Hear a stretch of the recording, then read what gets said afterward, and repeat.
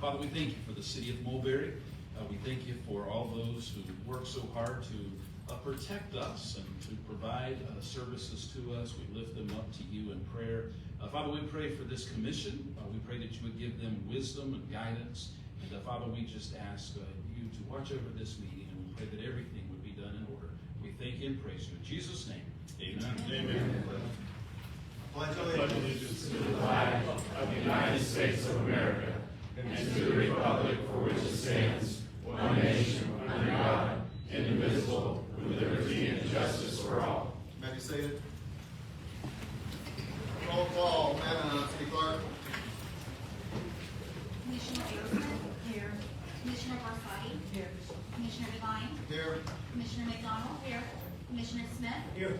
Mayor Hatch. City Manager Johnson. Here. Assistant Attorney Crawford. Here.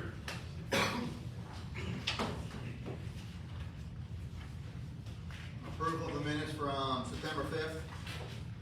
I make a move. Rosa.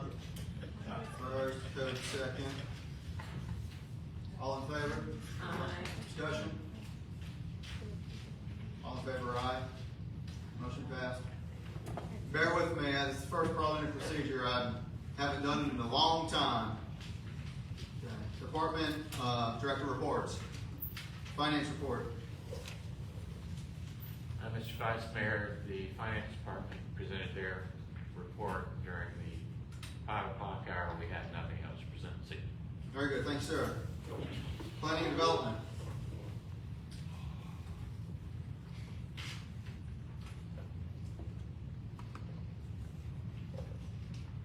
Ron Borchers, Planning and Development Director for the city of Mulberry. Wouldn't have had anything tonight except for the phone call I got today. The property behind Walmart looks like it's gonna start moving. The engineer will be submitting this week final construction drawings to start that process. So, everything else is just moving along. We still have water flows going with that. Thanks, sir. Thank you, Ron. Utility Department. No, not here, okay. Public Works. James Cupid, Public Works Department. Got a flip number short and sweet one. I got one picture. I gave the rest to John.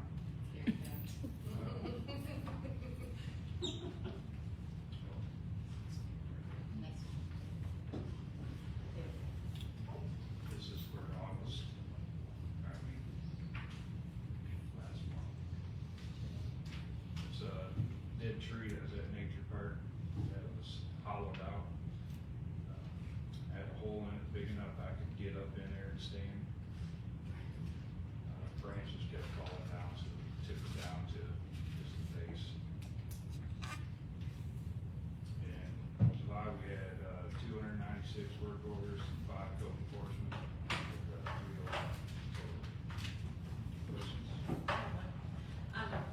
Somebody asked about when the tree in the park by the Civic Center will be there at. Yeah, tomorrow morning, me and Tim was gonna go down there, Thank cut you. it out the way. Thank you. Thanks, sir. Outreach engagement.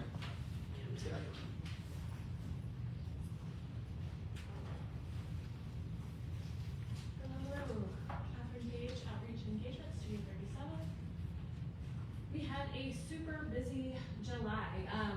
School's back in, so that means our summer programming has wrapped up. We had Make It Messy Mondays this year. I told you about a couple of those so far.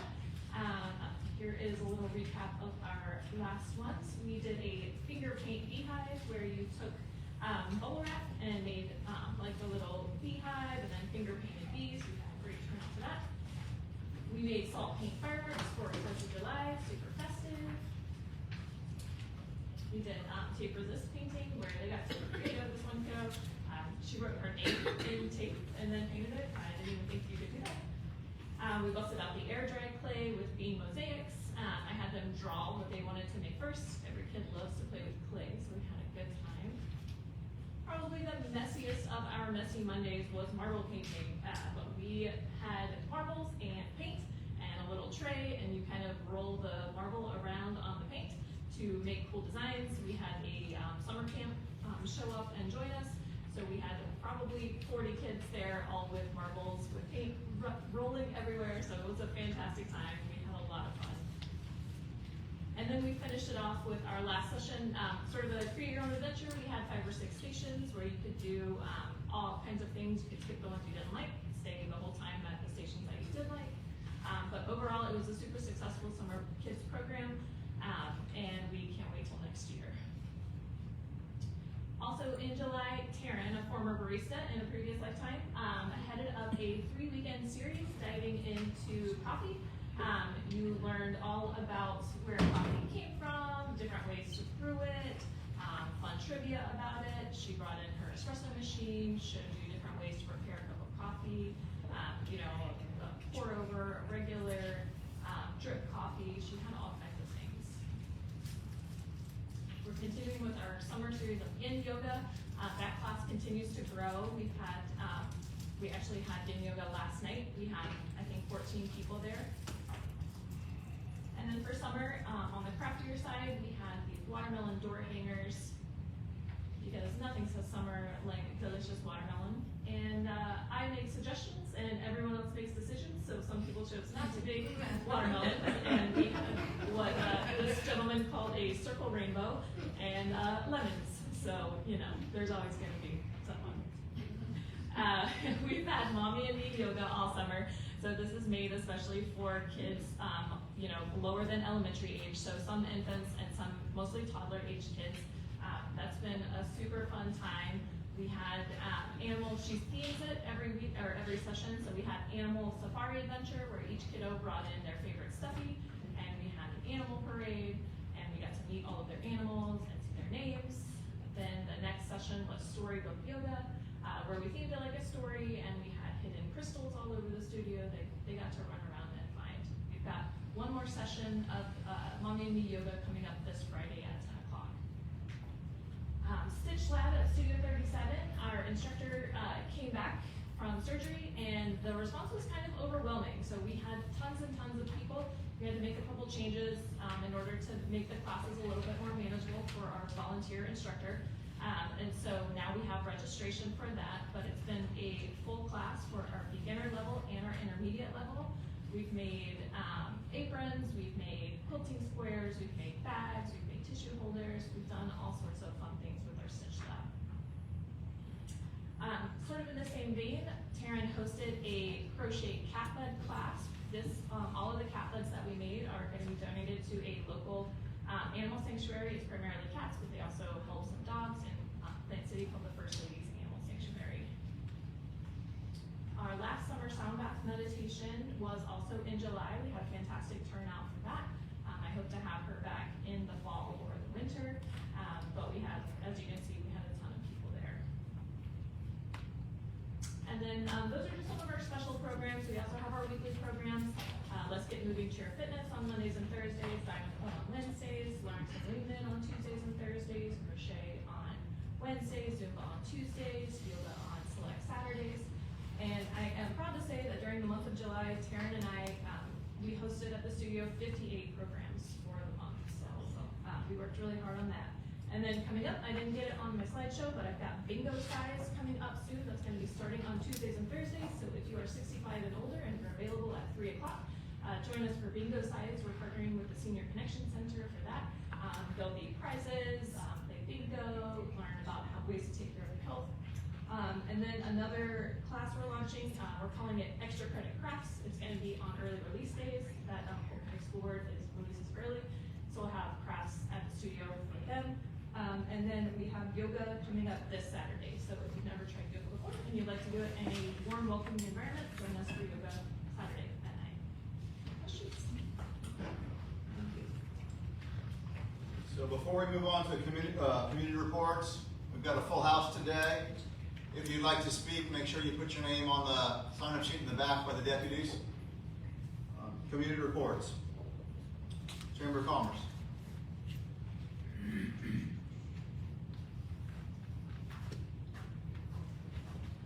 I am Jennifer with the Chamber of Commerce. Right now we have 131 members. Tomorrow is our monthly breakfast. It's going to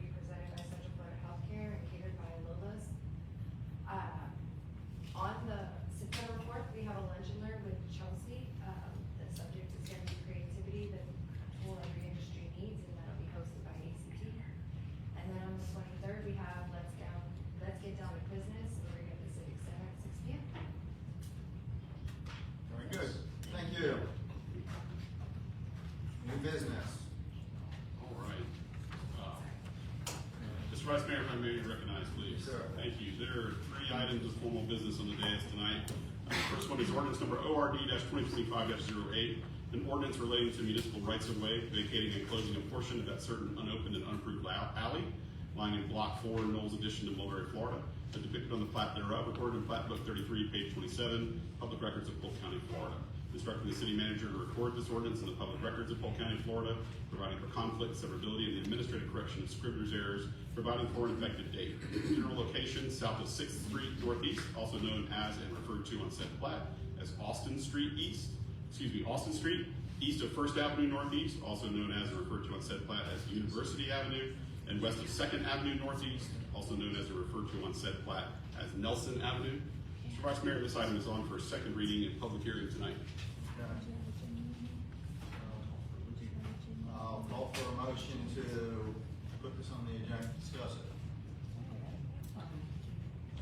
Commissioner Rosati, second, Rosario, Commissioner Erickson. All in favor? Hold on, Discussion.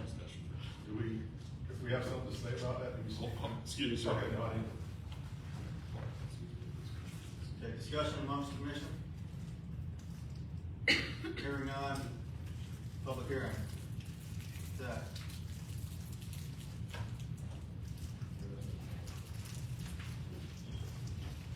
Yeah, any members of the public would like to speak during the public hearing, please feel free to come up, state your name and address for the record, and you'll be given time to speak. Hi, my name is Lee Sidrell, 67 Northeast First Avenue, Mulberry, Florida, 33601. So, we received a letter, all of us received a letter, of course, of a proposed alley vacation. And that was, I guess, for Greater Hope Church. And the first reading was August 5th, and today is the public hearing. Just to let you know, we are here today to express our support for Greater Hope Church and their request for alley abandonment.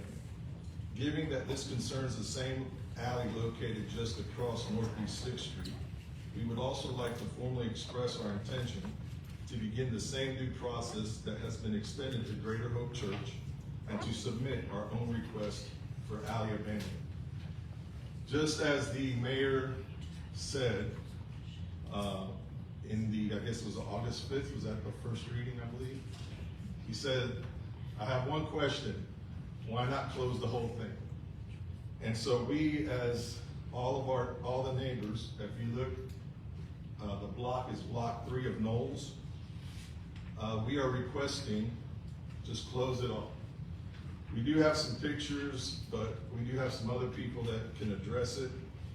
But our concern is, why not close it all? It's not been maintained for a very, very long time. Everybody here, we have a petition for request, and this is everybody that signed it. And we also have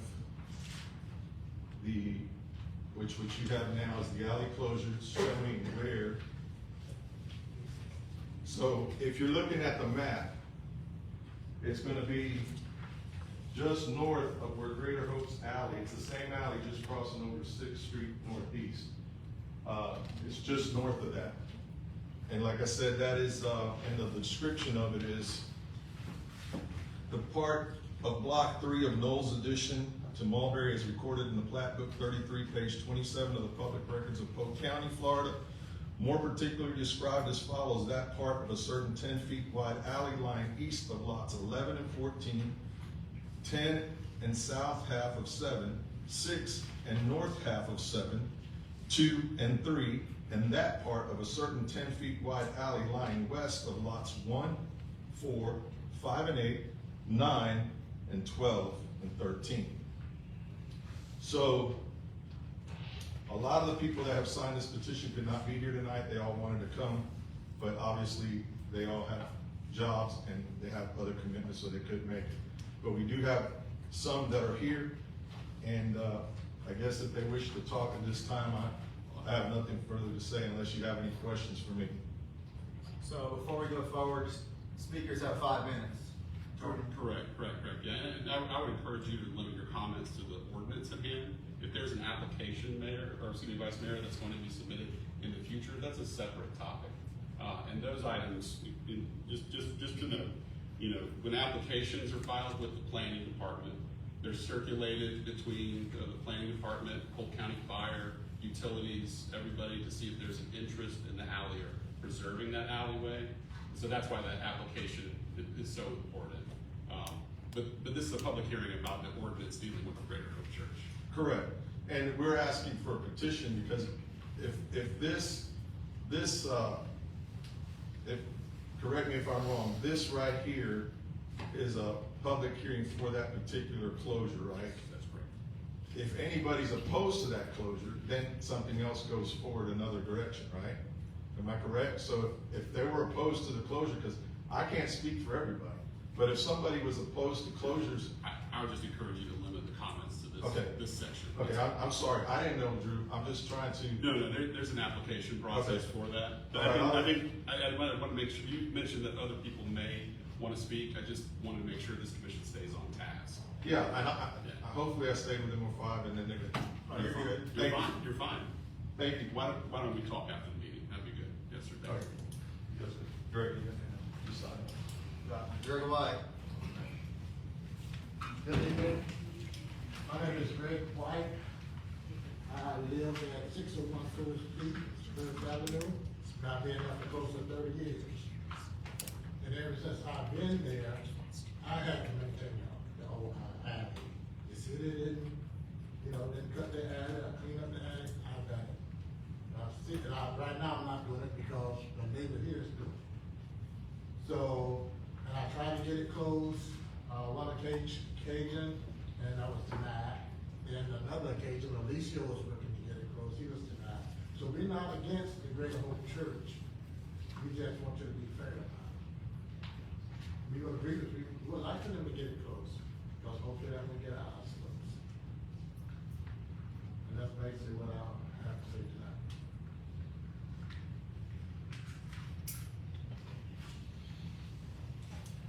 Andre Kearney.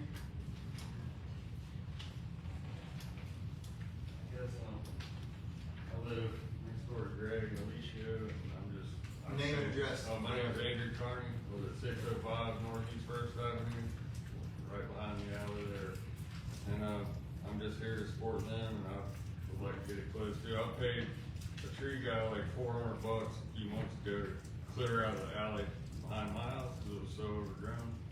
So, I mean, I just would like to be able to kind of get back there and let us all maintain the alley ourselves, just close it down.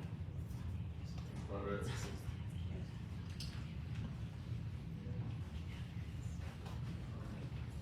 Any more people wish to speak about the alley during the public hearing?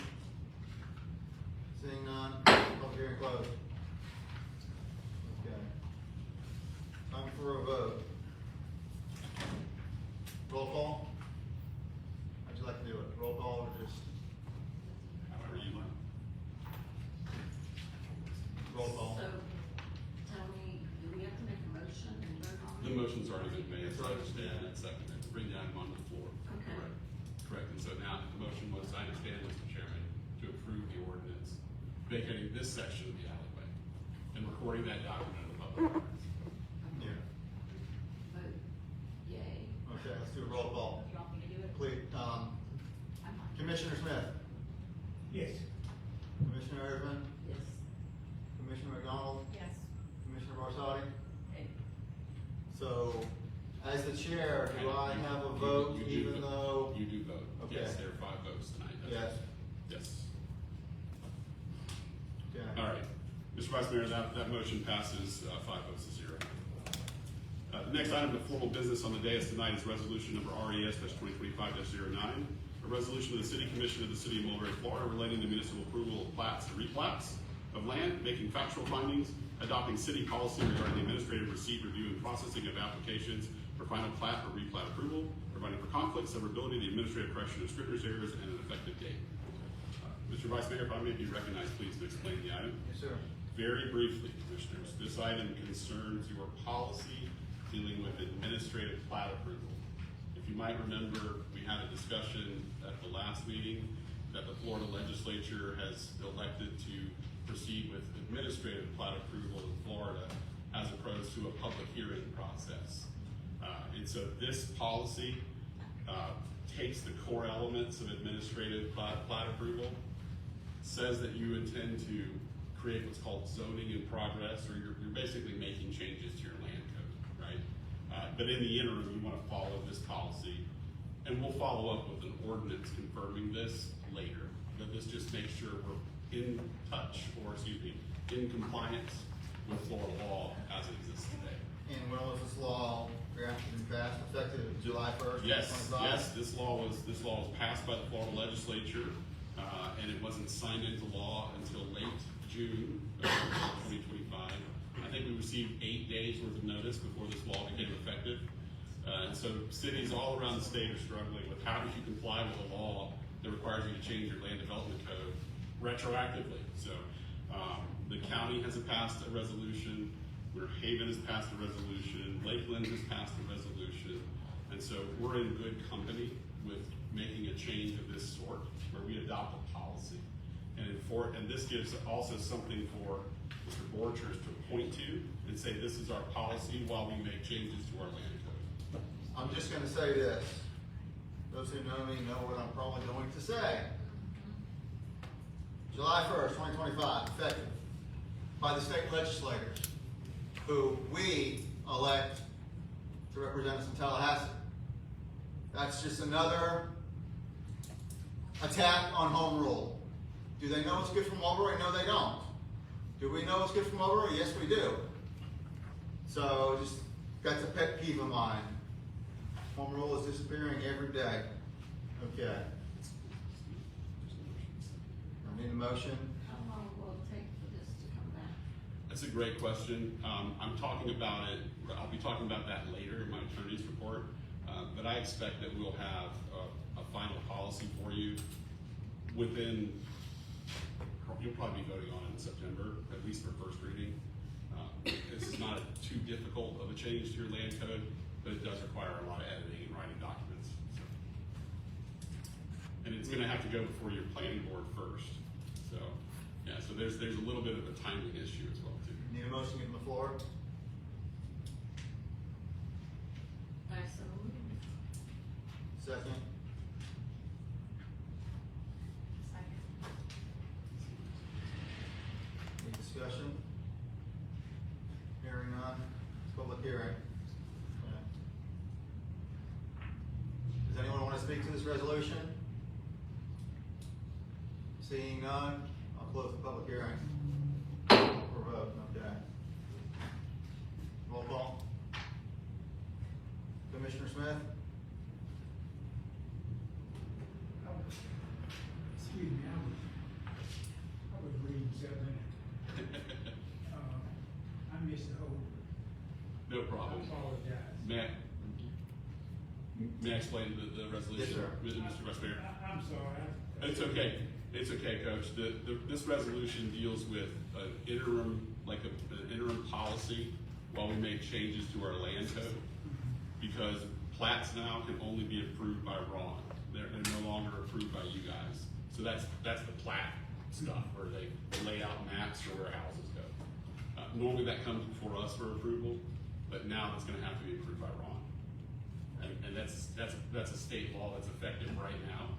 And so we need something so that we're in compliance with law. Yep. Yes. You roll call. Yes? Yes. Commissioner Ehrman? Yes. Commissioner McDonald? Yes. Commissioner Barsadi? Myself, yes. Thank you, Mr. Vice Mayor. That item passes. Yes, it's 5-0. Okay. Mr. Mayor, if I may be recognized to announce the third item. This is an interlocal agreement for the collection of Polk County impact fees. So you may be asking yourself, commissioners, don't we already have an agreement? Don't we already collect impact fees for the county? We do. But back on, and let me make sure I get the date correct, back on July 25, so 3 weeks ago, we received a letter from the county terminating our current impact fee agreement. And the reason for that is a little more complicated than Mulberry gets into. It deals primarily with transportation impact fees, which we don't have. But because of some changes made by the 24 legislature, a new agreement has to be put in place before October 1 of 25. so the county has generated a new agreement. We've reviewed this and looked at it. This meets and complies with Florida law dealing with impact fees. The biggest change that I would say is that instead of retaining 3% of an impact fee that's collected, we have to limit our administrative costs for collecting impact fees to the actual expenses. That's going to be staff time, processing fees, things of that nature. But this is in full compliance with law, and we recommend its approval. Mr. Vice Mayor. Which is why we depend heavily on professional staff. Yes. So with that being said, we need to bring the motion to the floor for approval. So moved. Mr. Harden. Second. Second, Coach Smith. All in favor? All opposed? Motion passed. Okay, I'm going through my papers.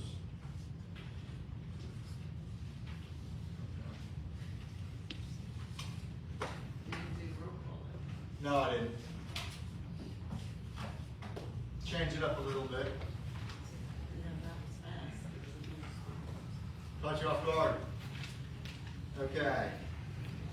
Moving on to what I brought up at our budget hearing in regards to donation requests. So we've got a request. I think I see Ms. Dartry's name on here to speak. That's what you're wanting to speak about, right, Ms. Dartry? Yes, yes. Good evening. Okay. Hang on one second, Ms. Dartry.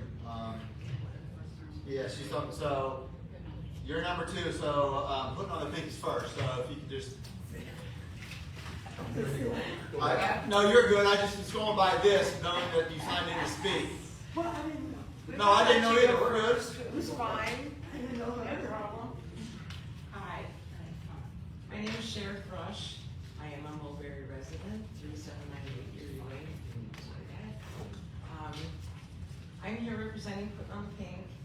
What we are is a breast cancer fundraiser that helps in the Polk County area, a lot of Mulberry residents, as well as Lakeland and Winter Haven and all over the place.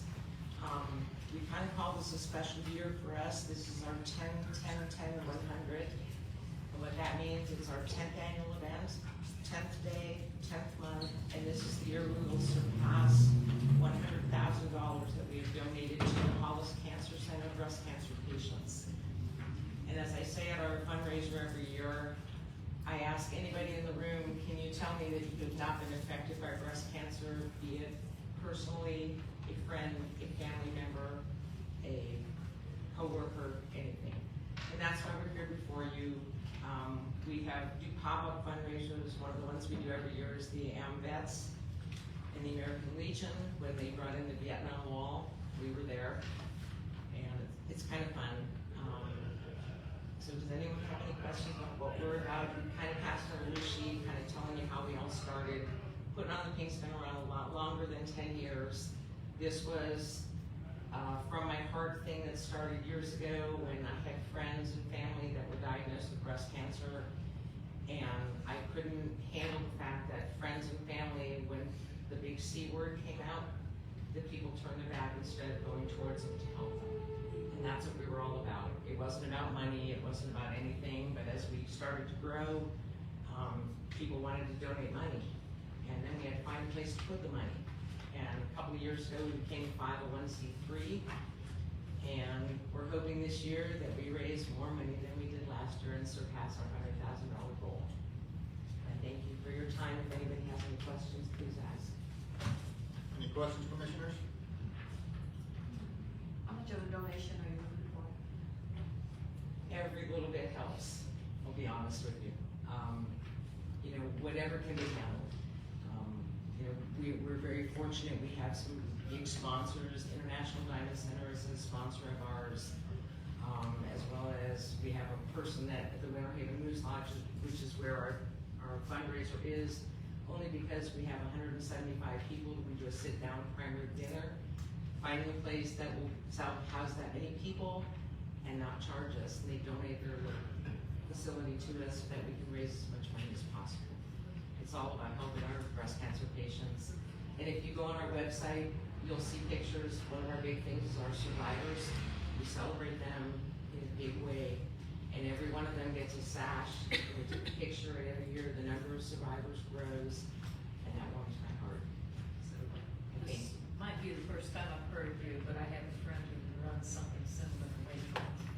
And I know the work she puts into it. She's a survivor. So I'm up for any support we can get. And now, bear in mind, before we start donating money, I think we've got $2,860 remaining until September 30th. I know Cher personally. I admit I know her. We walk. She walks a lot more than me. But, You've been injured. yeah, she, puts a lot of time into this. And it's her heart, so. I retired last July, and my big retirement goal was to be able to give 150% to put on a thing. And I've been grateful to be able to do that. And put me down for 2 tickets, whatever it's being said. Thank you. Commissioner, she didn't ask, so someone needs to throw a number out. I'll go sit down What with do y'all. how much do we have? What exactly? $2,860. $2,860, I think.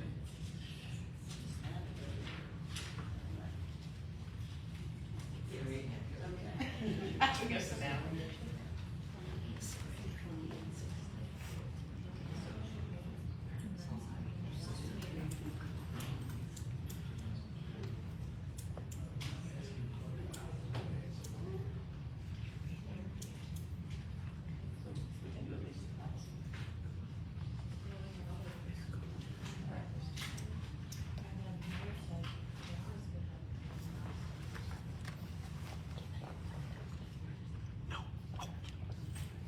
Why is everyone so quiet?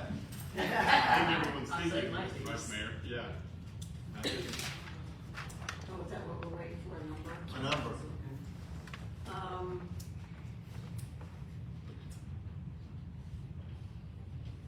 I'm gonna say, we got 3 people wanting money tonight, and, $700? No, wait. Well, let's just do 750 euros.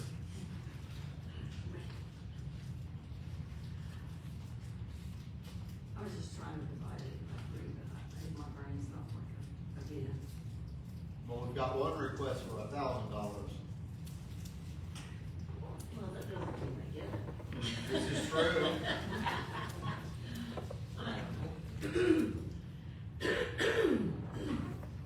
Somebody wanna make, I'm just basing it on the work I normally do with the importance of the It shouldn't take this long to give out money. Come on, y'all. Okay, let's go with 1,000. It's 1,000. Now, bear in mind, we've got other people in line as well. Okay. And here's where I'm at. If Ms. Daughtry asks for 1,000, that's going to leave Coach with less than 1,000, which is what he asked. You could, as a suggestion, you want to hear all 3, and then after you hear all 3, then you decide what you want. Okay, I like that idea. Let's go ahead and do that then.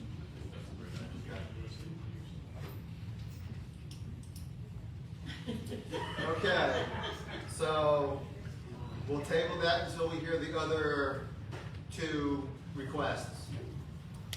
Ms. Daughtry, now you're up. Sure. One is Georgia 435 Market Square, Lakeland. But I feel I live in Mulberry. I work at Mulberry High School, and the vision I have is summer program, 2015 for the middle school. And Mr. Johnson, they all helped and gave donations at that time. But I felt I need to go back and start with the little kids. So now I run a foundation called the Dream of King out of Mulberry High School, the K through 5th grade. I've been doing it mostly on donations. always asking people for donations. I've been running for 3 years. But this year, school board decided we have to have security at the camp. And to have security at the camp, I would have to come up with $3,000. So what I decided to do, instead of going 8 weeks in my camp, I was just gonna go 6 weeks. 4 weeks is paid for by the school board because they have summer school. So the 2 weeks that I do the rest of the camp, I'll have to pay security. Which would be about $1,000. But we do things for the kids. I have speakers come in, we have mentor programs, we have life skills. I feed the kids twice a week, they bring their lunch twice a week. We do a lot of hands-on mentoring. I have partnered with Career Source one time, but you have to have an 8-week program for Career Source. So now I have volunteers. I have one volunteer here, she volunteers every day. That's like I pay her, she does every day volunteer, and I try to send her home. Some days that she won't go home. She loves the kids. I love people. I love kids. I do it from the heart. Most of you know me, so whatever you give me, would be appreciated. Those are pictures of the kids. Thank you.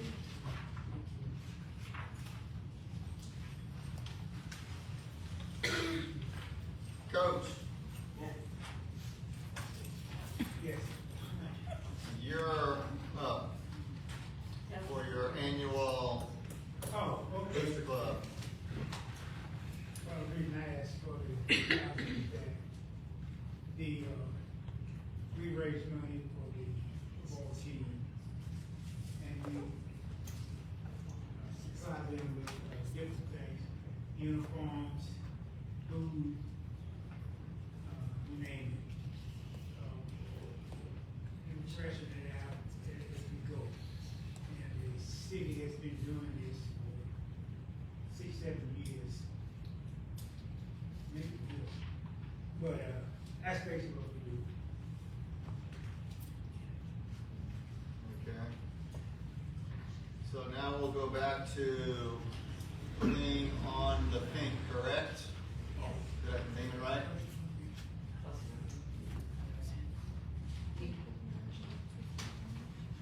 Well, I actually was told to excuse myself from Yeah. asking. You'd be excused. So, when this, okay, that was just talk. The conflict laws say that you can participate, but you can't vote. Okay. That's right, that's right. So the discussion's okay, but when it comes to the Mulberry Booster Club, because of your role, you wouldn't be able to vote on that issue. That's Yes, sir. Yes, sir.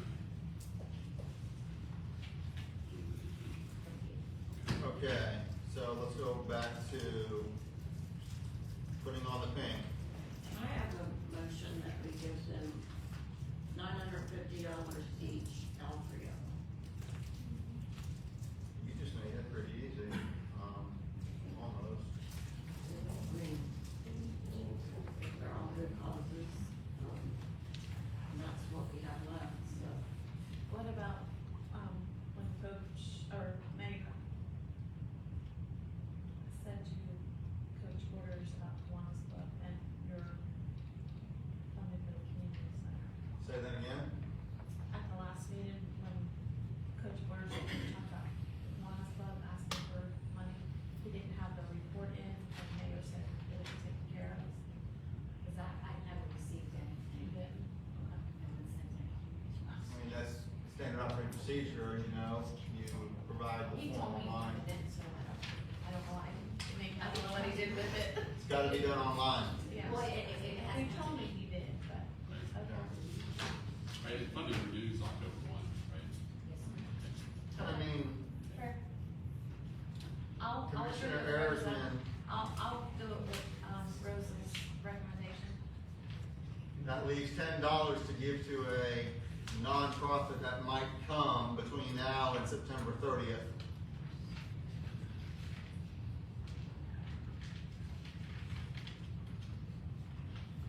Okay, so what I'm going to do here, I'm gonna do each one of them individually.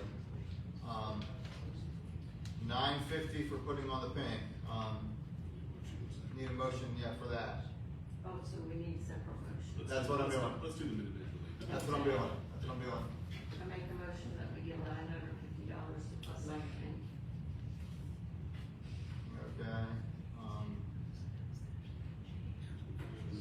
okay, and I'm going to do roll call on this just to, you can also, let's, on number 3, so, Coach. I thought you said I couldn't vote. No, we're doing individually. We're doing individually, it's putting on pink. You Yeah. can't vote on yours, but Yeah. you can vote on the other two. Yeah, this is, okay. Rosa? Yes. Yes. And Okay. Yes, okay. Need a motion for $9.50 for the Dream Center. I will make a motion I'll for second. $950 for the Dreams of Polk. Okay. Roll call. Coach, we're doing Dreams of Polk. Dreams of Polk. Yes, yes, yes. Rosa? Yes. Dawn? Yes. Kathy? and So, okay. And the third one, the Mulberry High School football and basketball, $9.50. I will make a motion for give Coach. No, We're not giving Coach the money. I just said that for fun. I'll second. Okay. Coach abstaining. Coach is abstaining, Yes. recusing himself. Go ahead, Rosie, yes? Yes. And Yes, okay, motion is passed. Motion passes All 3 of them. 4-0 with 1 abstention. Yeah. Yep. All right. Congratulations. There you go. Moving on.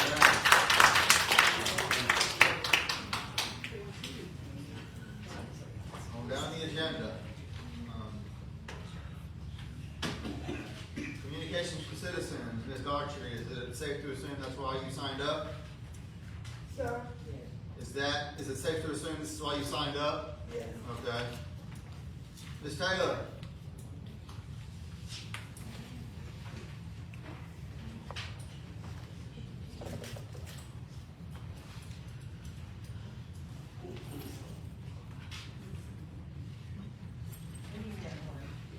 The concerned citizens of Mulberry tonight is in post office box number 34 to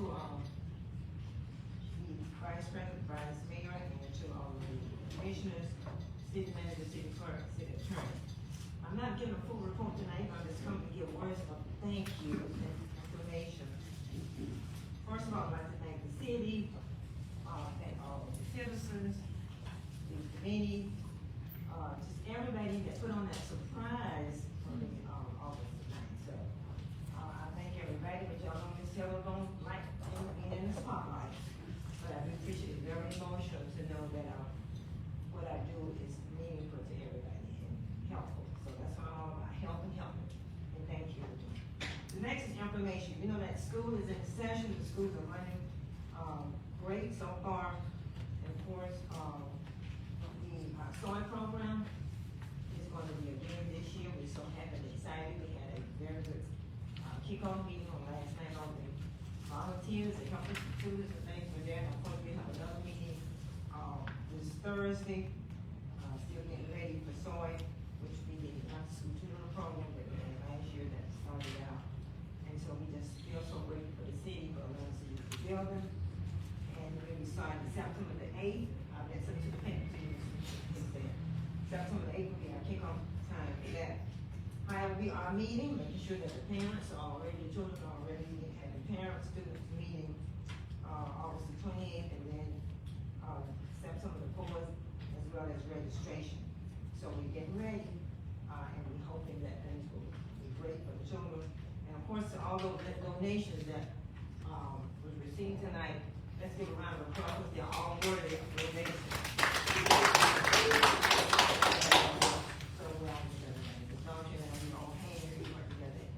Hands, given street for many years, she loves children just like I do. And the other lady with the pink, you know, we can't, thank you all for what you do for that. And court, for football. Thank you. Thank you. City Commission comments. Start to the left and work to the right. Bunny, That's you. I do have a few today. just give a little bit of, info, public information. The, September 9th and 10th, there's going to be a meeting in Bartow on the, Mosaic well that they would like to drill to put deposit water below the aquifer. It's between 4 to 7 on Tuesday on the, on the 9th, it will be for Barstow, and on the 10th, it concerns Mulberry. So if anyone wants to go out and hear what they're actually saying, it is at the John Field, just get with me and I'll give you the information. Okay. Or look it up, it's on, it's easy on Google. Second, I want. Sorry, Yeah. if you could, provide the information now.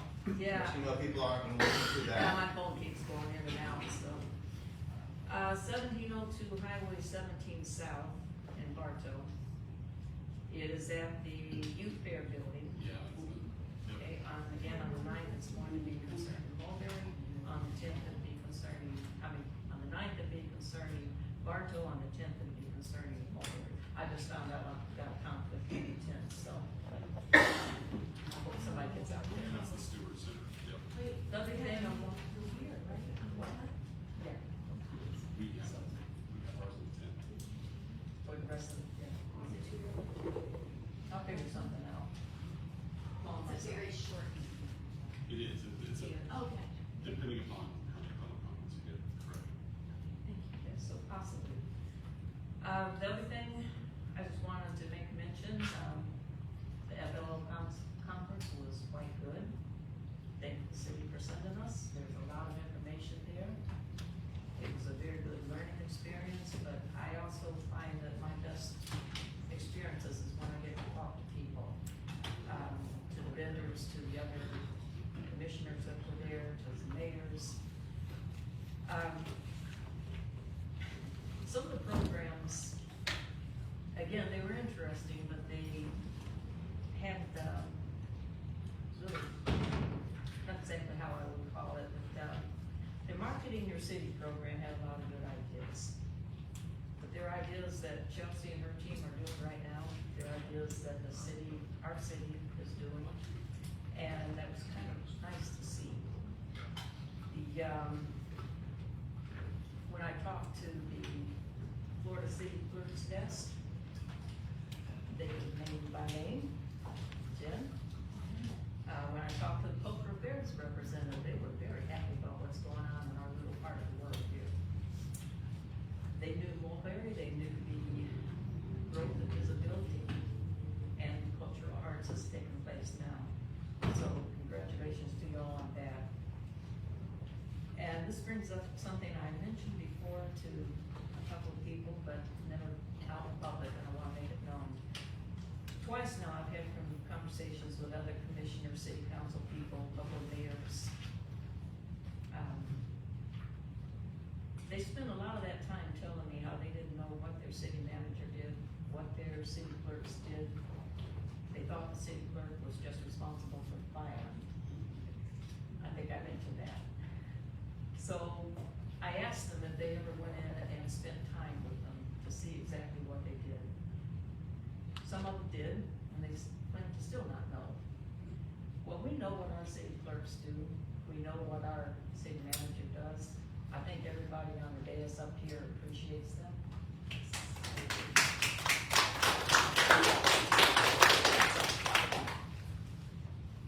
I think we also know how lucky we are.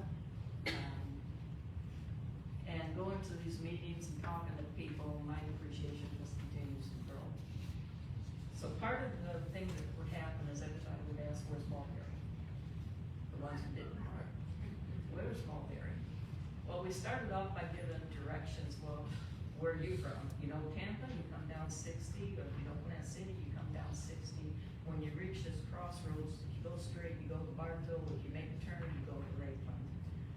So I've come to an idea that we're crossroads. But we're here to, we're a bridge. And I sort of like that idea. It's an island for ourselves, but connecting the chaos of everybody else and hitting it out of our little space here. So to you all, everyone in here who does what they do every day, and to the best of your ability, and to make our lives a whole lot better, keep the Mulberry running through, keep shining the light. Thank you. I'm done. I did enjoy my first conference. What I also liked about the conference is not only the classes that we took for education, but spending time with the vendors. They also educated us as well. So that was something I haven't experienced before. Other events that I would go to, you really wouldn't get the education from the vendors as well. So that was interesting to me. And I want to thank Mr. Johnson for his quick response on Sunday with the fire department. I appreciate that. And then Purcell Elementary is doing a fundraiser. They need to raise $7,500 for some activities at the school. If anyone can go support that, they're selling tea kits, and it's a nutritional vitamin drink. So you can just go up to the school and make a donation or order some product. Mr. Johnson? Is that your bougie water? I did the best I could on your evaluation on the things that I knew about you. And we had no briefs or anything, and I couldn't get any advice from the attorney, so I did the best I could. That matters. And then I have, one more subject to bring up for clarification, which was to hear about, but I just wanted to go over on our last meeting, Mr. Johnson shared about the water co-op with, about the traditional water sources now restricted based on, environmental harm, if that would change our permit. And Mr. Crawford shared that he believed that it wouldn't change at that date, and not automatically on the December 31st. And then I did pull up on July 24th at the co-op meeting that they did state that the permit modification with the PRWC, alternative water supplies will be done by district letter modification, not impact over fluoridating quantities on member permits. And our permit doesn't expire until 2030, so would we tell people to be cautious still on building here, or they're saying we're good until 2030, because they're not, it says that they're not gonna cut us off, and this moves from that.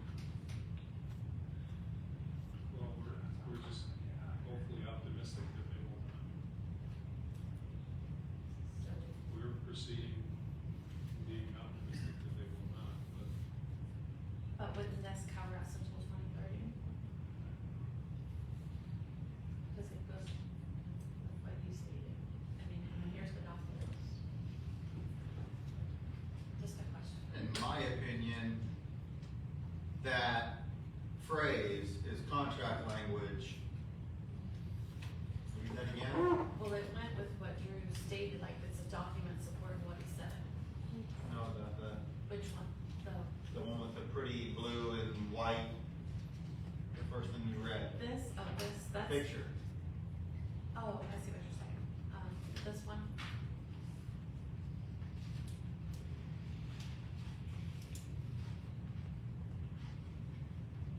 Sorry.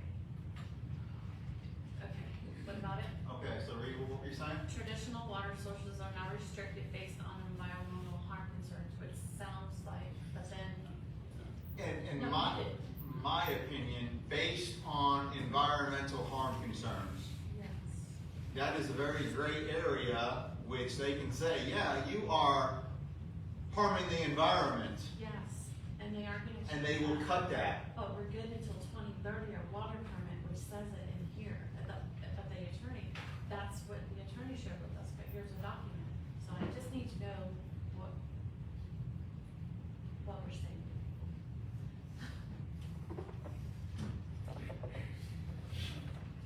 Who are we reverting to? Yeah, it's a difficult question. And I think it's an interesting. I'm interested in the response too. I mean, you know, my advice to on this has always been that you know, you trust but verify. Swift Mud is said that they're not interested in cutting water permits. And the legal team has said that they're not interested in cutting water permits. As I've watched things, I've seen them change their tune just a little bit. And if you watch, and I'm sure the further you dig, the more you'll see that the tune's in A minor, and then now it's in B major. You're like, wait a minute, something's off there.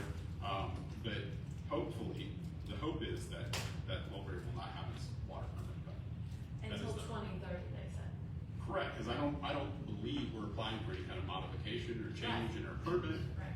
And so that was part of what we understood was the deal when we settled the CFWI litigation, was that permits wouldn't get cut.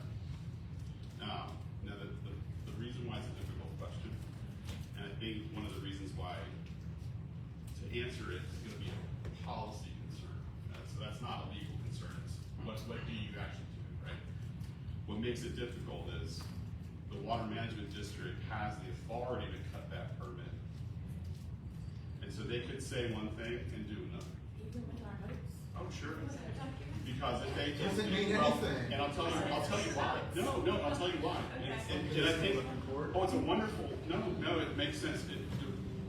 Litigants file cases all the time, and so they could say, you know what, we've said one thing, but we believe that, and I'm spitballing here, right? It's difficult for me to do on the fly on this, but if it's they could say, hey, we think Mulberry's different. We think you're causing harm, and we're going to send you a letter of modification.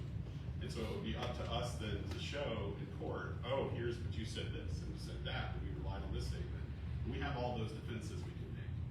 And I keep and collect all of that information. I think I've said this to the commission before, so that if that happens, we'll be in the best position possible to defend our water permit. But I can't guarantee you that. And so there's some risk there. And the question, I think, for you guys as policymakers, what do you do with that risk? And what instruction do you give your manager?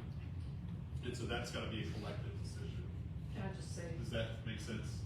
Help guide the discussion anyway? Well, just to say something, having been in those meetings and listening to them, it's a fluid, conversation all the time. We have to err on the side of caution. We have to be prepared. As you said, they can change their mind, litigation can be involved in things. I've taken the pressure of being from Mulberry and saying, Mulberry needs to get their act together, hang in.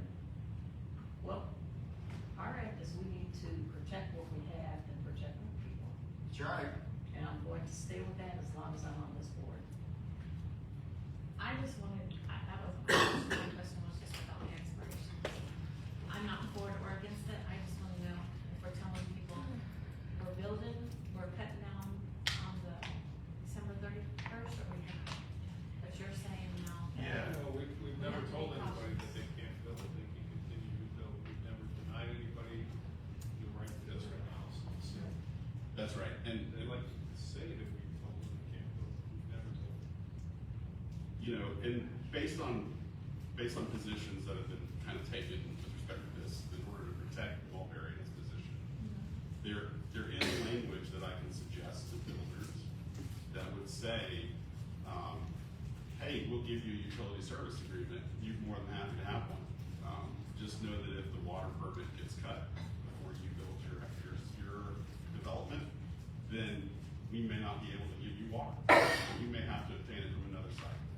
And that's difficult, because that wouldn't be us turning down water, that's the Water Management District. And so we think that should be acceptable to some builders. We hope most. This is just a great unknown. I wish I had a crystal ball. I can tell you whether or not they would do that. But I think you're correct. If you're looking at the water permit, and that's the expiration date of the water permit, my understanding is that district officials have said, now this is not in the settlement agreement in writing, but they've said that as long as you are not applying for a modification or change to your permit, as long as you're not causing harm to water resources in your area, then we are not going to, or essentially natural water resources, all wetlands, all those things. We're not going to step in and issue a letter modification. I just felt that this confirmed what you said. This, Pumping too much water. this letter It's from harm. July 24th, the minutes from the meeting, it goes with what you said. That's all. But the PowerPoint that they put out at the meeting said that the harm has already been demonstrated. That's their meeting, it's their PowerPoint. That's why I brought it to everyone's attention. That's the PowerPoint that was at the meeting that you were at. Yeah. That's why I brought it to everyone's attention. It's not my PowerPoint. This is okay, that's our water permit, correct? Yeah. Yeah, and it's, you know, on that point that you're making, or excuse me, Commissioner McDonald, the water permit is a adjudicated fact. And so if were we to get into some sort of a litigation or a hearing, that's the number one document I would submit or ask whoever representing us to submit is, this is our permit given to us under chapter 373. You've already said that this is a reasonable beneficial use of water, and we're entitled to this amount of water. How can you now modify and change it? And then, one of the good things that we've done in the CFWI rule is, were we to get in that situation, we have to make Swift Mud prove that there's harm. So we don't bear the burden of proof, they do. And I think that's really important, because it makes it a more difficult case for them to bring. But I can't guarantee you you're not gonna get a letter modification. I can't guarantee you won't get sued. I can't guarantee you, and so that's the risk question. So I would love to give you a legal answer that says, here is the bright line of what you should do. But I can't. And it's all about how much risk you're willing to take. I know some folks aren't willing to take that risk. Some folks are willing to take more risk. You know, that's ultimately that's gonna be a y'all and the manager decision to make. We're elected to do what we feel is best for the people we represent, those who elected us. But we're not denying anybody the opportunity to build. Warning them ahead of time that potentially, That it could run out December 30th, so that's why I was just bringing up December. no, we're telling them that the water management district may cut our permit. That's all we're told them. As Drew just stated, Yeah. they may cut our permit. And if they do, then the risk is on the development, not on the city. Because that would be I guess what my marching instructions have been, and I'm trying to explain that correctly, is that if I'm asked to draw up a letter agreement, or excuse me, a letter agreement, a utility service agreement, and the development is not expected to come online until after the magic date, right? Then the USA, the agreement, shifts the risk to the developer. Swift Bud may cut our permit. Lots of developers don't like that. And so most of them operate in worlds of security where they can guarantee that they'll have water, because that's a requirement of Florida's concurrency law. And so if they don't have water, they don't get a certificate of occupancy, and they can't sell a house. And that's the big problem. There are plenty of water resources around us that we can use as alternative resources if we need to, and if we are ultimately cut back on our permit. Whether that's gonna happen or not, my gosh, like I said, if I had a crystal ball and could predict that, I don't think I'd be your lawyer. I think I'd be a different kind of consultant. Did that That help? was it. I hope that helped. Yeah. Commissioner Erzman? I just would like to wish Coach a belated birthday.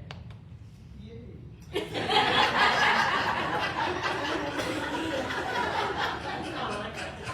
It's your turn. Happy birthday. Over your own son. Oh, yeah. Yeah. Well, anyway, thanks a lot. What I want to say first is, thank our vice mayor tonight for carrying on such a good meeting. You did a good job. Good, thank you.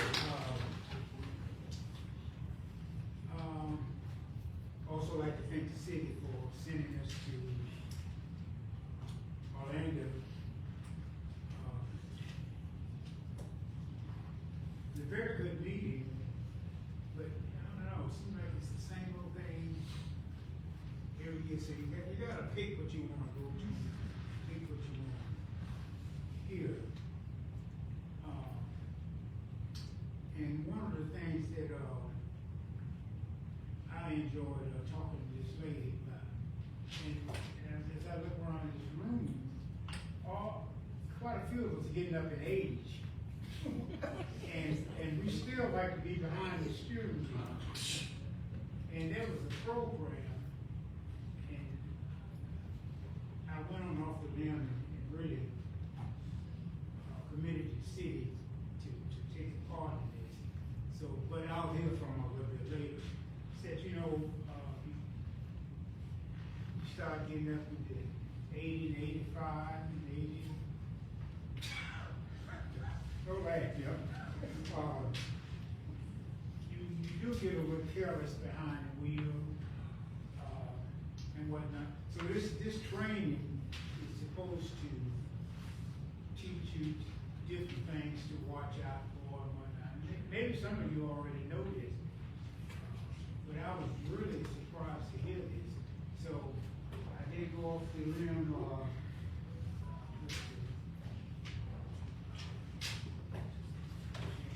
Invite this lady over, but it won't be at a meeting, she's gonna come and talk. I'll invite a number of people up in age that might want to hear this, that drives all the time. And it just might be some just simple little things that you need to watch out for.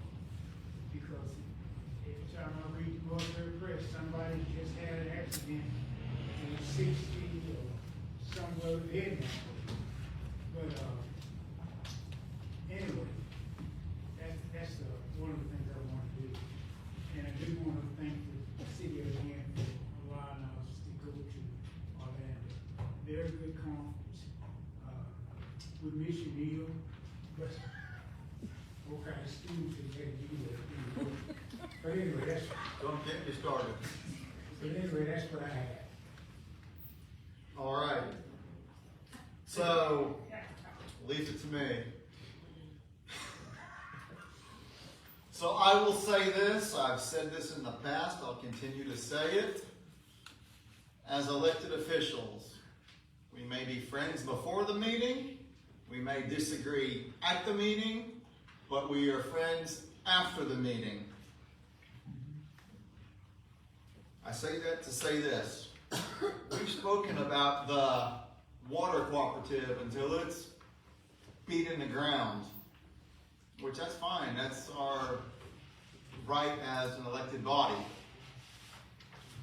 The commission has said that we are only participants in that program. As Commissioner Barsati said, she's going to fight for that until she's no longer on that committee. There you go. Relationships. We heard someone speak earlier about the alleyway. Relationships are important. Relationships are lost at Tallahassee. They're even lost at the Polk County School Board and the County Commission level.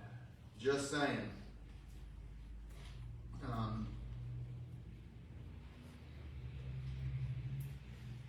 At the last meeting, it was mentioned about Route 60 and the initiative they're wanting to do.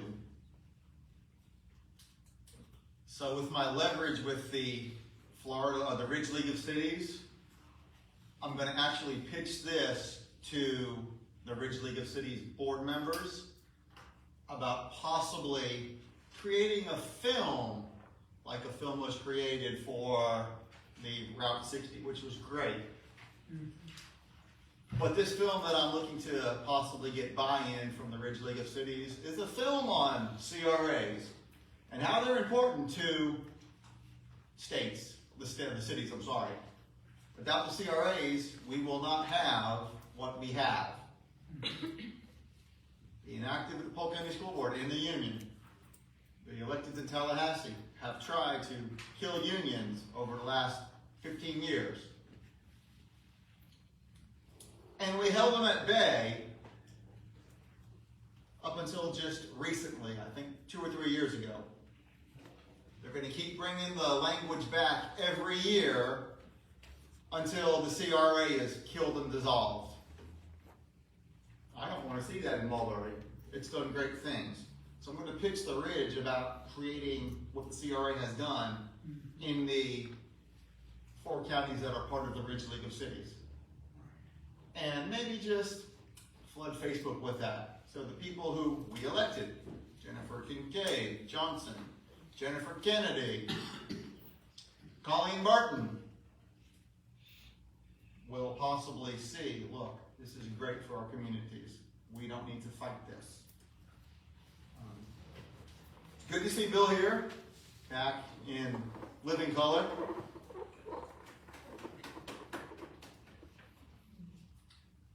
Ridge League of Cities dinner is the 9th of September in Lakeland, at the Lakeland Center. Remind you all about that. It's going to be a busy September. It actually falls on our meeting night. So Is it? Mm-hmm. Okay. Really? Why vacation has not come out. Okay. Oh, for the Ridge League. It's in Lakeland too, isn't it? I could do that drive. That's 40 miles an hour. 35. Everything's on the 10th. I know, we could read that whole day. Okay, I'm confused. I have the Ridge dinner on the 2nd and the 9th. They changed it. But it's, so it's not, I guess they moved it to the second, it's not officially. Okay, gotcha. Good call. I'm glad you said something. All right. The Boys and Girls Club workforce program will be happening in the very near future. They're actually doing a walkthrough of the facility tomorrow afternoon. Looking forward to attending that. And I'm going to just say this. We have an awesome city manager. I've heard stories of what Mulberry looked like 15 years ago. How Mulberry was in the broke house 15 years ago. Through Rick's leadership, the city has come a long way. The CRA.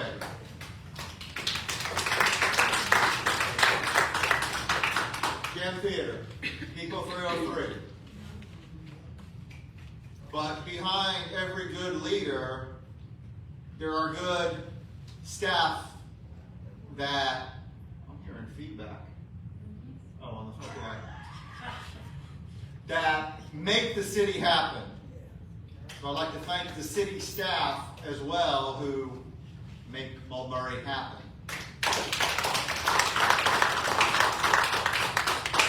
With that said, I'll go ahead and pass it on to the city manager.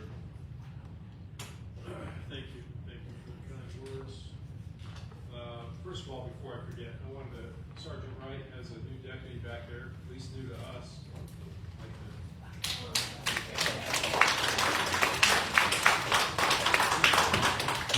Our meetings are never normally this long, so. So just a little bit about me, I'm Deputy Armstrong. I grew up right here in Mulberry. I graduated in 2008. Did 15 years in the military, in the Army. Now I'm back home working with the Sheriff's Office, and it's a pleasure and honor to be a new Deputy Sheriff here in Mulberry.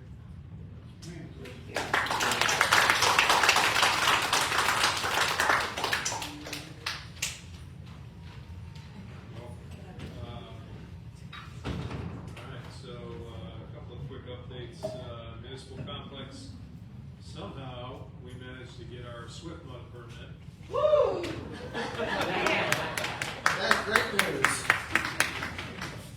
Must be because of all the nice things we say about them. As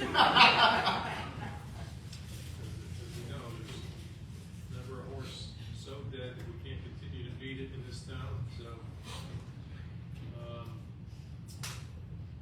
Drew will update you on the status of the parking lot. I think he's got some stuff to talk about there. I got a bunch of stuff to talk about.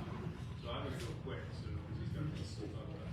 had a coffee with the city manager at Anglers Green. That is an active bunch of retired hippies up there. That is not a company you want to mess around with. They are, They appreciate it. they are, yeah, I have a great time with them. They are, I really appreciate them too. I always show up there thinking there's going to be people sitting out there, but they are ready to go. Met with the area director of the Red Cross. Katie and I met with her. She wants to start doing some free CPR classes in the area. Probably we'll put her over at the either at the studio, depending on the Studio 37, or maybe the Civic Center, depending on the interest. And some hurricane preparation stuff. We're just having a hard time getting back in touch with her because she's kind of a one-man show kind of stuff. And she had some instructors and so on that are going to do that. So we're hoping to get that stuff going. And also they have a lot of programs that we weren't even aware they had. Some counseling programs and so on. And some after disaster stuff that they can bring to the city as well. But she works in several counties, so she's stretched kind of thin. Attended the Capital City luncheon in Bartow. It was the Scenic Highway 60 kickoff. Got to listen to watch that movie again, and listen to the song. And Jeff Kittner do the pitch over there to the Bartow folks over there. That was, just it's gathering some momentum. So Rosa, get ready to rock and roll on that. I think from a board point of view, you've got to be locked and ready to rock on that one.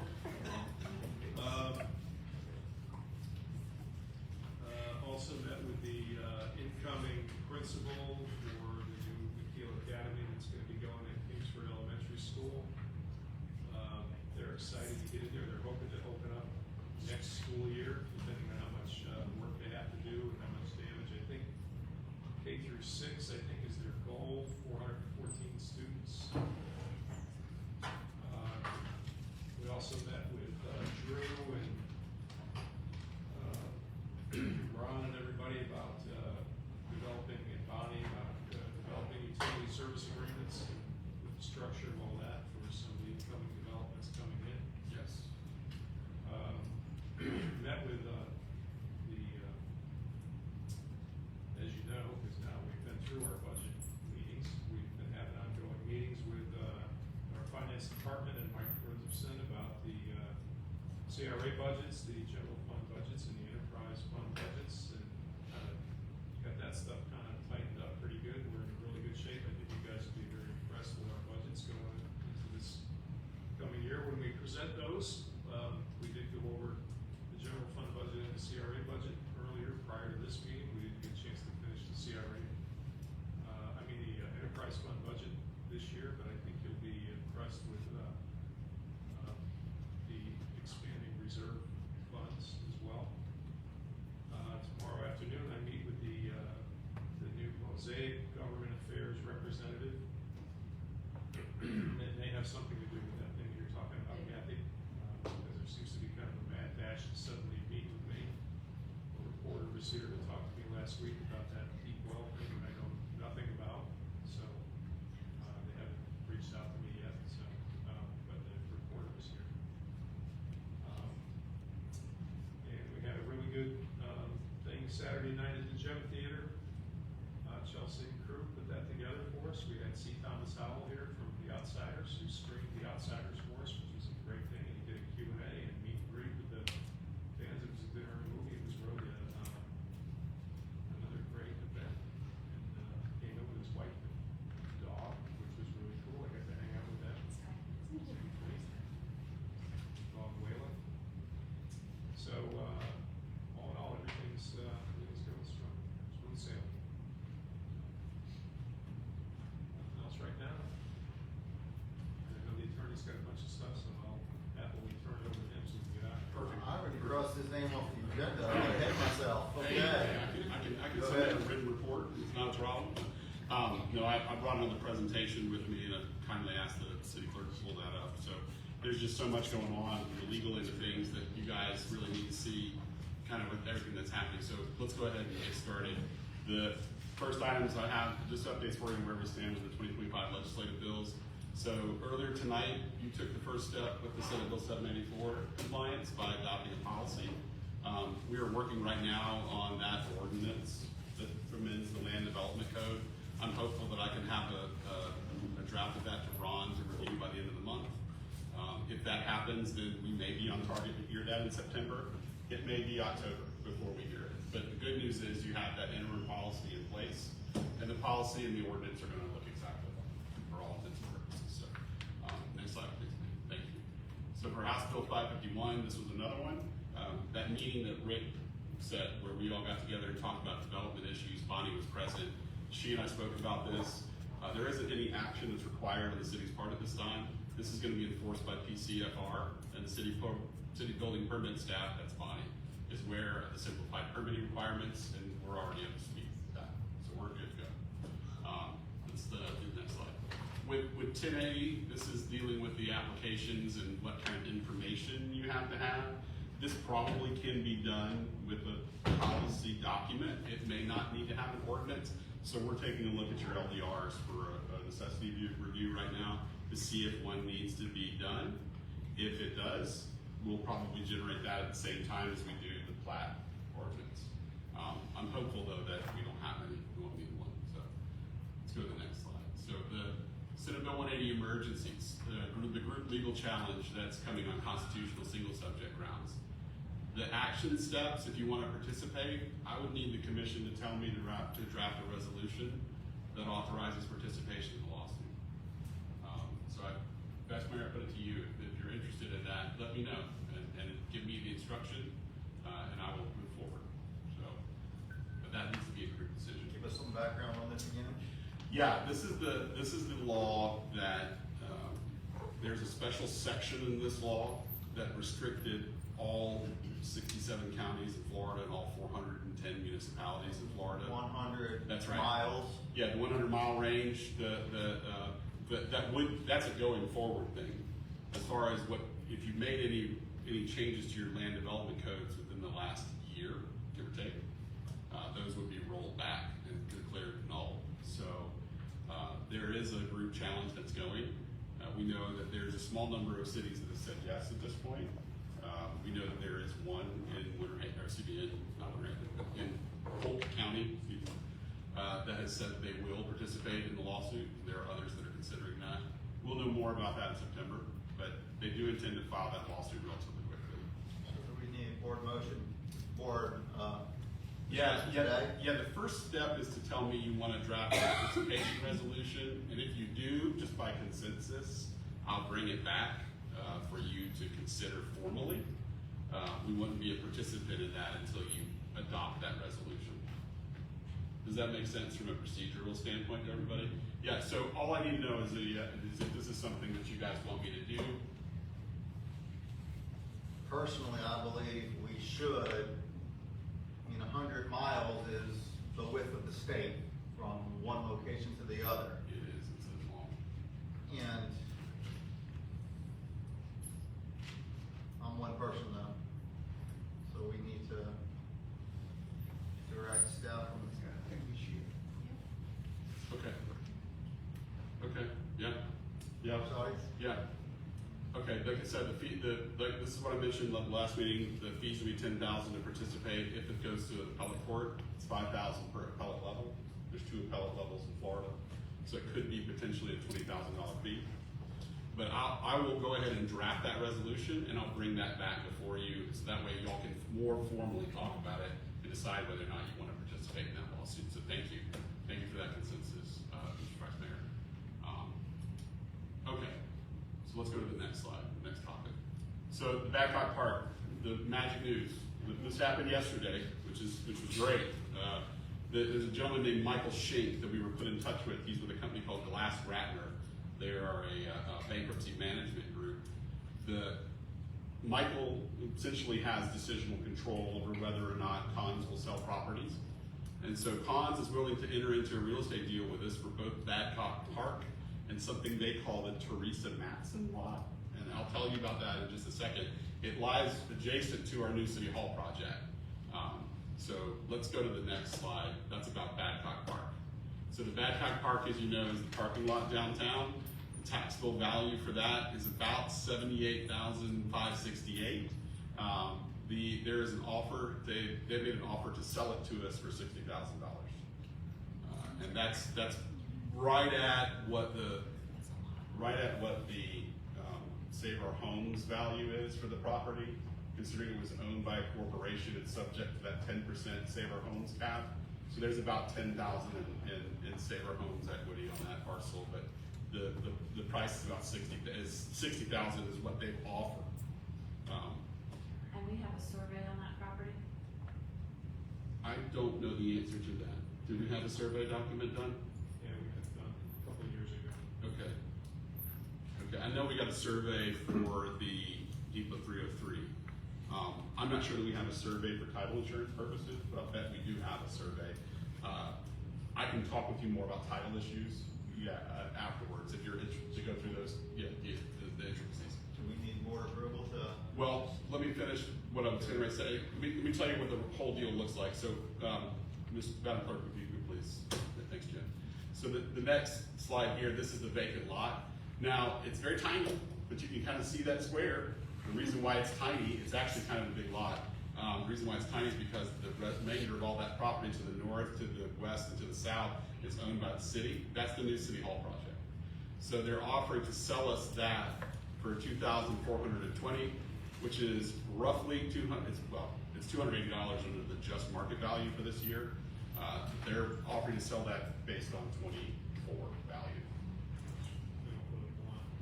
No. Are they kind of required to buy it in order to get the parking lot? They are. So if you'll click to the next slide, please. Yeah, the deal for the both parcels was $62,420. My question to you is yes or no. This is a proposal that's been put before us. We can counter the proposal if we like. But I want to make sure that we keep these discussions going. This is the first interest I've had from any party post bankruptcy in getting this parcel transitioned to Mulberry. Sure. Yes, sir. At 62,420, that's for both lots? It'd be for both lots. That's a steal. Yeah, now I have not done any title work at all on the other lot. I don't know what that looks like. I don't know if there's code or taxes or anything. I haven't checked into it. It's worthless. Can't admit it. It's landlocked, worthless, buried. Yeah, Can I see the picture? absolutely. Yeah, it's in the trees and it's adjacent to our project, but I'm not sure we'd be able to develop it. Yeah, I think there's a wetland area that's kind of right around in there. Is my understanding. They were offered to us a couple of years ago. Just gave it. Yeah, and Jim, click over to the next slide. So you can't really. It doesn't have an address? It does not. No. Okay, go back to the picture. I'm so sorry. It doesn't have an address? No, it's landlocked. Okay. Then It's fully it's landlocked. useless. But it's Yeah, $1,000. it's completely landlocked. If you'll go to the next slide for me, Forward or back? Forward. Yes. It's hard to really see here, but this was a screenshot that Michael sent me yesterday. And these are marked as city donation, which is, kind of like, hey, why are you selling us this property? They have, my understanding was that the interim conversations that Glass Ratner had were with a potential buyer who then wanted to donate the property to the city. And in my conversations with Rick, we're not sure if that interim person is interested in doing that donation. They might be interested in trying to buy and then flip. And so I think it's probably in your best interest to deal directly with Cons on this. Unfortunately, we have to have these discussions in public. Right? Con being Michael Schnitt? Yes, correct. Yeah, he speaks for Cons. Yes. I want to make one thing straight. Yep. Clear. The lot that, where the benches are and over there. That's what we're talking about. That piece, and then where you parking there for the restaurant? No. We're not getting that. No, so across the street, right, where the people are parking at in the restaurant, Right. we're working on a separate project for that. Oh, Yeah, okay. that's not what we're talking about. Yeah. That's why I asked again. No. I wasn't sure.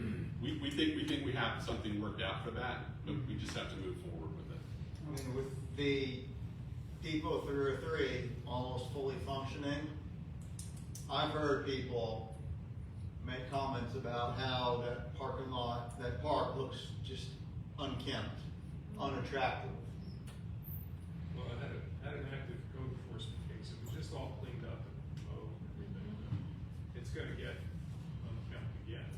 Yeah. You know, we have to let it go through the process again. But we have our best interest in getting it. I'll make that motion that we proceed. I second.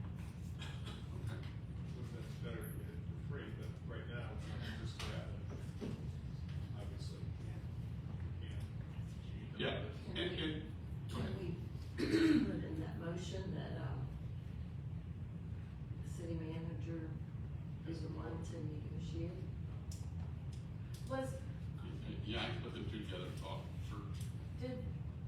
were they required to put that greenery in Babcock when they built, or did they just do it just to enhance the area? That's a great question. My understanding of the history of that parcel is that when the Babcock family purchased it in '89, there used to be a building there in downtown, but it was tore down. And so they built the park as both a gathering space and as a parking lot.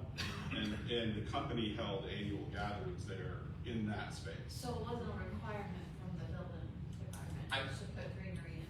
'Cause I don't think so, and I don't know if we have any records that would indicate that, but I'm not sure. It would have been, that would have been when the Growth Management Act was brand new, so we would have just adopted land development code regulations at the time.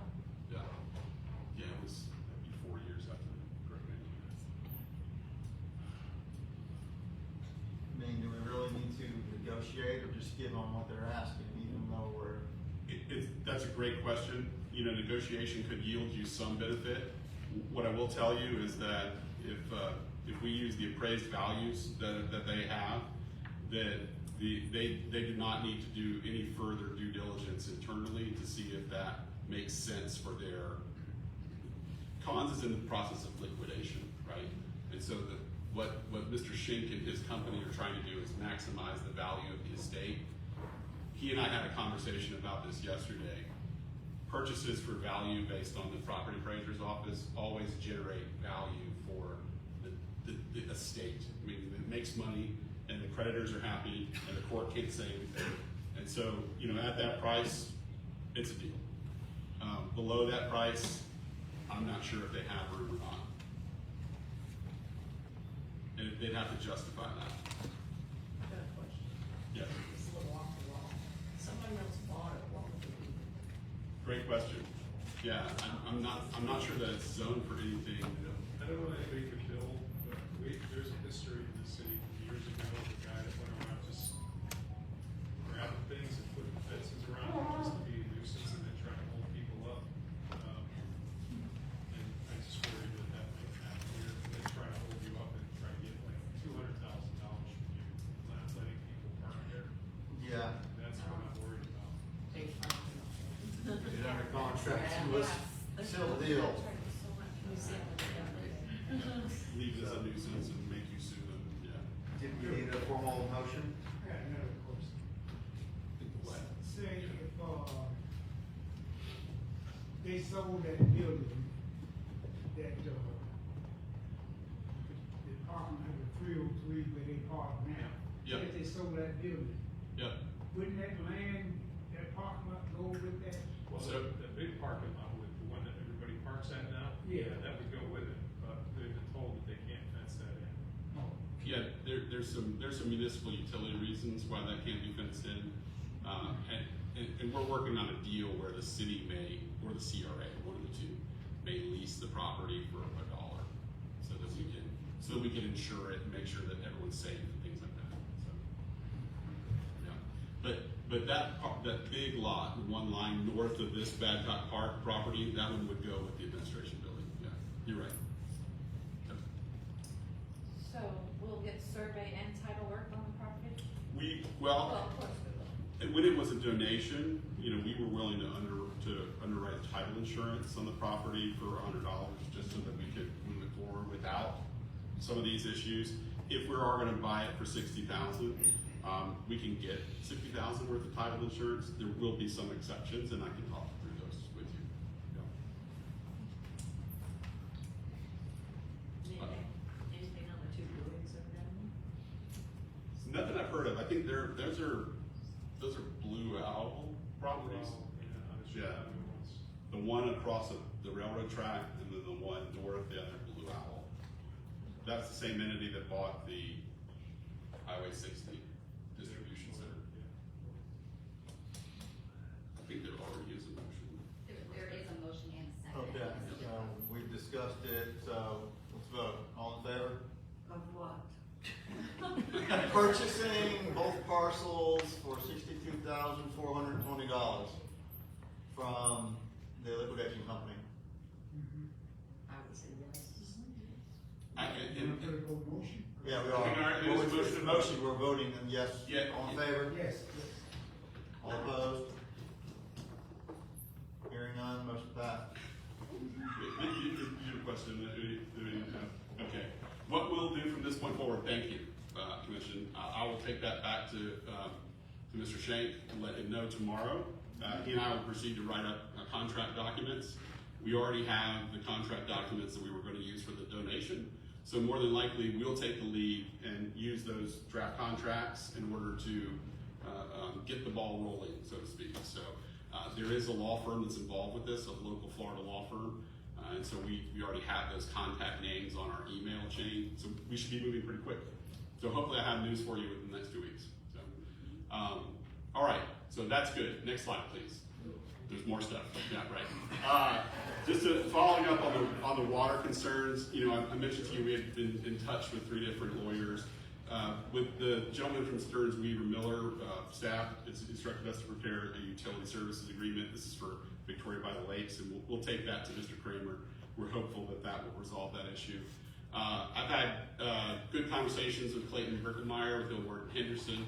He represents Lennar Homes, so pretty neat that Lennar is interested in Mulberry. They've got 2 developments, and they're requesting blank utility service agreements, and so I'm excited to see those move forward. And then the Ryan Barron with Peterson and Myers, that was resolved with a phone call, and his public records request was withdrawn. So that's very good. All right, next slide. So a couple of things to you too. I think Ron mentioned the development behind Walmart was moving forward. So this is part of an agreement that the city staff and county staff have in theory. To let certain let certain developments use Polk County utilities within Mulberry. And so this is one of those, Villages of Lake Osprey. It's a 280 roughly townhome development.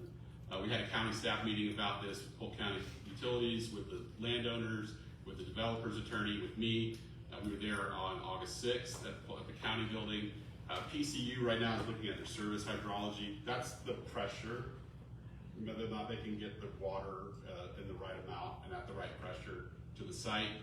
Once that's cleared for service, then you'll see an interlocal agreement that we'll prepare and bring before you for bulk water purchase. All customers will get a Mulberry utility bill, and I'll explain that later. But Voting residents. they will be, yes, but you guys will need to establish a special rate for customers that are attached to this because Polk County's rates are higher than your rates. So, next slide, please, Ben. So there are 2 other ones that are similar too. There's GGJA, that's the apartments behind Wendy's, that we all like to call that. And then also the Republic Services, that's the Essential Water Solutions, that's the KC Industries parcel. We're all looking at that. Just a note for everybody, in case so that everybody knows, I've already had conversations with the development attorney about, their development attorney about this. I mentioned it in an email to Ron, and just to let you guys know too. We've been advised by Polk County to hold off on authorizing infrastructure permits, so that's putting pipes in the ground, until Polk County tells us that they're good to go on water. Okay, so we hope that clearance will come soon. All right, next slide. So, other items to report. I hope I'm not stealing your thunder, Jen, on this one. We attended a.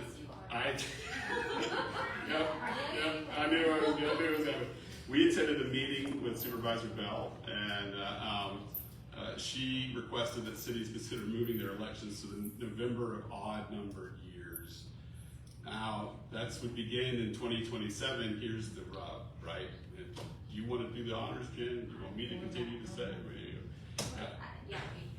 We have options. We do not have to do anything. Correct. The supervisor of elections has committed to, they will support the city in whichever direction they want to do. If they want to go to odd numbered years, they will support us. They will still work with us. If we want to remain where we're at, they will support us. They will work with us. Correct. She will be coming to a meeting, I may not have the date yet, to make a presentation so that the whole commission can be fully aware of all the options in making that decision. Yep.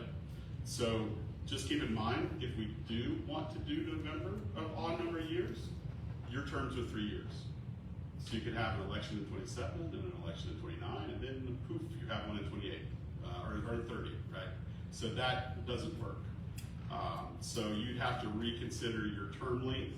Term length has to be done by charter amendment. And what you'll hear with the upcoming, whenever Supervisor Bell comes, which I hope that you have her come. I'm just waiting on it. Oh, wonderful. What you'll hear is that, we need to have that charter amendment into her office by January of 26. So it's something that if you want to move on it, we got to know. So we can get an ordinance and get that thing going. Just want to make sure that I was there. I apologize for stealing your thunder. Okay, last slide, I think. Want to let y'all know I've received everyone's evaluation instruments. Thank you from the city managers. I've got that done. I'm working on that right now. Want to let you know too, I'm working with Republic Services and their staff on the county landfill tipping fee increase. You may have heard about this. They're asking for, and I think it's an extra 75 cents for everyone's bill to cover landfill tipping. So we're verifying the math on that, and then I'll be working with your staff to see if there's room to negotiate on that. Especially since what Republic is opening what will be a rather profitable facility on the west side of town. What is the tipping fee? Tipping fee is how much you pay to take trash to the landfill. So they pay a fee per ton of incoming trash at the landfill. Yeah. And we're hoping we can negotiate that down.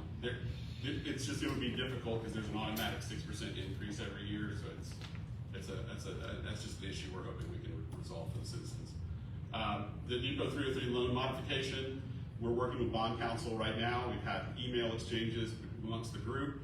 We anticipate that a bond resolution will be heard in September, and it may come to you as soon as September 2nd.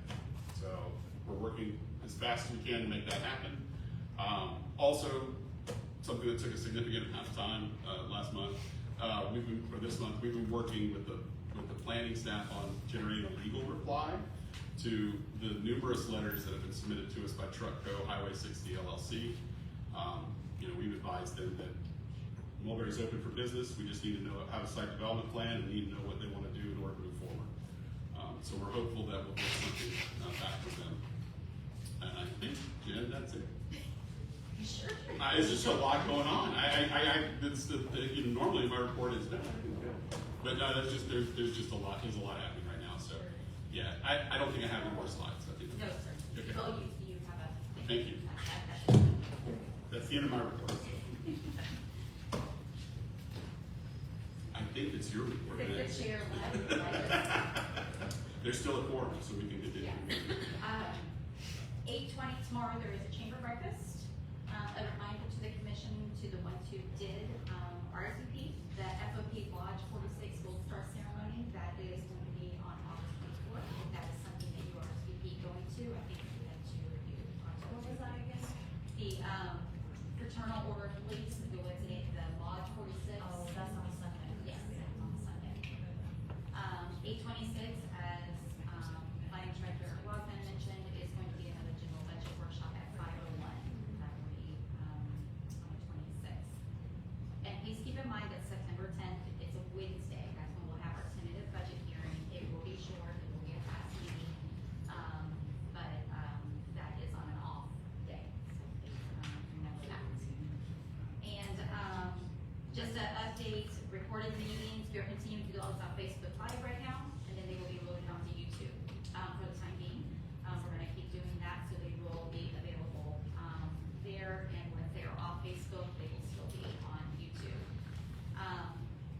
should have received a memo, from my office about, a commission, if you do serve on a board, the meeting following one of your board meetings, City Manager Johnson thought it would be a great idea to be able to give like just a very brief summary on, what happened, and just to keep everyone, on the same page and just aware. And if anybody had questions for us to ask, would that be? As long as it's in the meeting. Yeah. Yeah, and so that would be an opportunity, it'll be an item on the agenda. Like, if I now come to the meeting next week, I could say, hey, does anybody have any questions that you need to ask for the? No? Well, you would have to do that in like here. You'd have to do that Okay. here. I know. That you can, Yeah. yeah, Okay. yeah, you just can't do that by email, Right. or if you're receiving in public, that's right, Okay. yeah. And then yes, after you give a report, if anyone has any questions, you can take that to your next meeting, they can answer them. Yes, yes. And then just, I decided props to Sandra, our deputy. She, has been working so hard with me, getting our business tax renewals out, notifications out. They are all out, and there's no way for anyone to understand what this process has been, but probably Sandra and I. But she has been so patient, and, she's done a great job working alongside me. I'm very thankful. She's done an amazing job, and she oversees that process outside of the renewal. So this really impacts her more than myself, but, we work very hard. So those are out, so if there's any questions, it is being done on our new Acela system now. So that is a learning curve for our business owners. So we're trying to walk them through that, and, we appreciate everyone's patience as we do. Well, we do that. Real quick, just want to let everybody know I did step out and meet with all of the alley owners there on Block 4, and you should be seeing a application formally coming your way at some point. I'm unfortunately going to send that to you, Ron, so, yeah. No, but they were very grateful, so we put them on the right track to get the right documents filed in the right position, the right order. That's it, that's all. With that, we'll